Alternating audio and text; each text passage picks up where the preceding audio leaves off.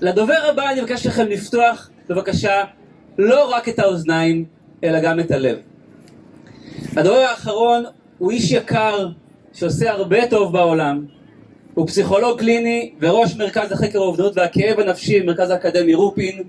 הוא סיים מילואים של חצי שנה מאז ה7 באוקטובר, והוא גם מגיע לכאן לצומת כל שבת, זה עם הדגל שמנפנף חזק בהרבה התכוונות. אז זה שם. אין כמוהו כדי לשקף מה עובר על כולנו, ובעיקר לתת לנו רוח המפרשים. אני מתכבד ושמח מאוד להזמין את פרופסור יוסי לוי בלז. תודה. תודה רבה. עמוס לקח לי את משפט הפתיחה, אבל משפט הפתיחה הוא שאני חלק מהקבוצה הנפלאה והמיוחדת הזו. יש לי בלטה שמה בצומת שעכשיו עזבתי, אני מקווה שלא לקחו לי אותה עד שאני אחזור. ואני רוצה להגיד לכם כמה מילים על המשבר ובעיקר על התיקון. הייתי שמח שנקשיב כולנו כדי שבכל זאת נוכל לקחת את המדינה שלנו מתוך המשבר אל התיקון האפשרי. חברים, מדינת ישראל אהובתנו נמצאת תחת מתקפה, מבחוץ ומבפנים, אני לא צריך לגלות לכם את זה.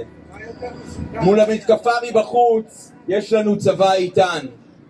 מול המתקפה מבפנים אנחנו מגייסים שוב ושוב את הצבא הכי חזק בעולם, את צבא הלבבות האדירים של המחאה, את האנשים שאוהבים את המדינה כל כך עד שהם יוצאים שוב ושוב להילחם עליה, להילחם על אחינו שחטופים עדיין בעזה.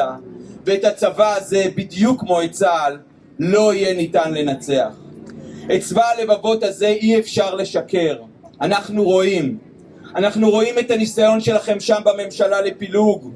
אנחנו רואים את הכישלון בכל היבט שאתה מביא עלינו, ראש הממשלה. אנחנו רואים את הניסיון לשקר, את הניסיון להרוס כל חלקה טובה של היגיון, של אמת, של מוסר, של ערכים. בעולם הפסיכולוגיה קוראים לזה פגיעה מוסרית מסוג בגידה. החוויה של מנהיגים שאינם עומדים בנורמות המוסר הבסיסיות, שאינם פועלים לפי נורמות מצפוניות סבירות, ויש לכך השפעה גדולה על האזרחים, על כולנו, ולכן צריך שינוי. חברים אהובים שלי, המסע לשינוי המדינה אינו קל. המסע להחזרתה למקום שפוי, צודק, אוהב וחומל אינו פשוט. המסע להחזרת החטופים לצערנו אינו קצר, אבל זאת המשימה שלנו וזה התור שלנו, להמשיך לצעוד במסע הזה. אז כמה מילים של צעידה לדרך במסע החשוב כל כך שאנחנו עושים. מכיוון שפגשנו כולנו את הרוע המוחלט, את האפשרות הברורה שבני אדם יכולים להגיע למקומות מפלצתיים, הרי שכולנו יכולים לחוש את הצורך בנקמה, נקמה ברוצחים, נקמה בכל מי שמחריב את המדינה. הנוקם רוצה בדרך כלל שהאדם שפגע יחווה את מה שהוא חווה. אני רוצה להראות לך איך זה מרגיש. אבל לא סתם אמר הפילוסוף קונפוציוס, כשאתה יוצא למסע נקמה חפור שני קברים. נקמה, שנאה, כעס, חברים, הם לא הדרך. הדרך שלנו שונה. הדרך שלנו היא תיקון. אנחנו צריכים להתבונן עמוק בתוכנו ולמצוא את הערכים שבשבילם אנחנו יוצאים לבצע את התיקון הזה. הערכים שלנו, חברים, הם התוויה לפעולות שלנו והם חשובים כל כך. אנחנו צריכים ויכולים לעשות בדיוק אחרת ממה שעושה ראש הממשלה הכושל שלנו יום יום. במקום שהוא מביא פילוג, אנחנו נביא חיבור. במקום שהוא מביא שנאה, אנחנו נביא אהבה. במקום שהוא מביא רצון לחורבן, אנחנו נביא בנייה מחודשת. במקום שהוא מביא הפקרה ואובדן מוסרי, אנחנו נביא עולם שלם של סולידריות, שייכות ושלום.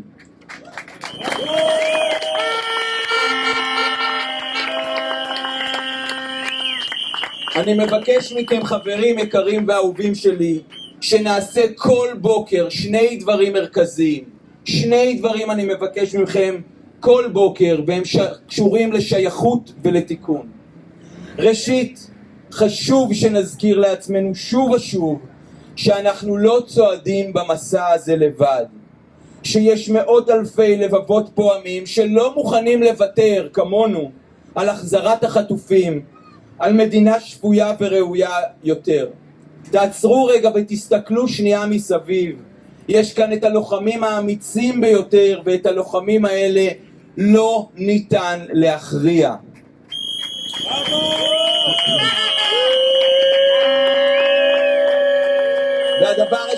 והדבר השני חברים, כמו מנהיגים רבים לאורך הדורות, כמו מנהיגים רבים לאורך ההיסטוריה שלנו, אנחנו צריכים להיות אלו שרואים את האפשרות, שרואים את הסיכוי, שרואים ומדמיינים את ישראל של עוד 2 או 5 או 10, יפה, רגישה, אמפתית, חומלת, מתוקנת. מדמיינים את כל זה ויודעים שבשביל זה אנחנו הולכים בדרך, בשביל זה אנחנו יוצאים כל שבת וכל אמצע שבוע להפגנות. הייתי רוצה שתעצמו לרגע עיניים ותדמיינו את החברה הישראלית מתגברת על המשבר הזה, מחזירה את החטופים, מכוננת כאן מדינה ערכית, מלאת תקווה ומלאת שלום. תעצמו את העיניים ותדמיינו את זה ממש לפרטים, כי הדמיון הזה, החזון הזה, היכולת להרגיש ממש את התיקון, הוא זה שמניע את האנשים לפעול. זו מנהיגות, חברים, לפעול כדי לשנות מציאות, בשביל מדינת ישראל אהובתנו, בשביל אחינו החטופים, בשביל החיילים שעכשיו בחזית, בשביל השוטרים שעכשיו בצומת, בשביל הילדים הנפלאים שלנו שמגיע להם שיהיה צבא לבבות אמיצים כמו שלנו, שעושה עתיד טוב יותר.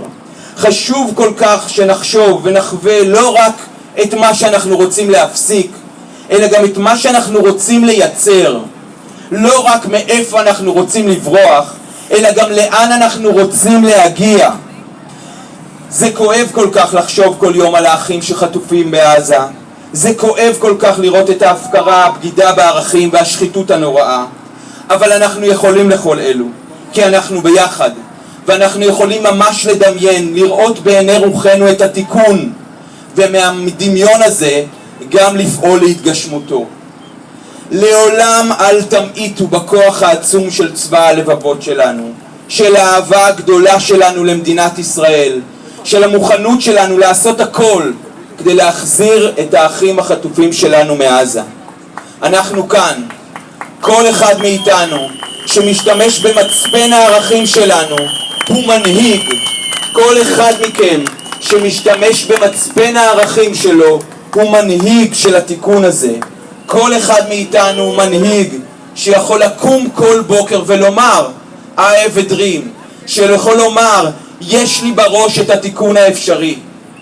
אני יודע שאנחנו לא נעצור עד שיגיע התיקון, עד שיחזרו החטופים, עד שתהיה הנהגה אחרת, עד שתלך אתה מאיתנו, עד שהחברה הישראלית תירפא.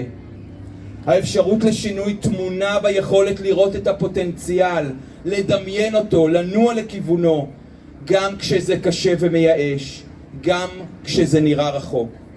זוהי התקווה, זהו הנוגדן של הפציעה המוסרית שאנחנו חווים, והנה הנוגדן הזה כבר מתחיל לפעול. תודה רבה חברים.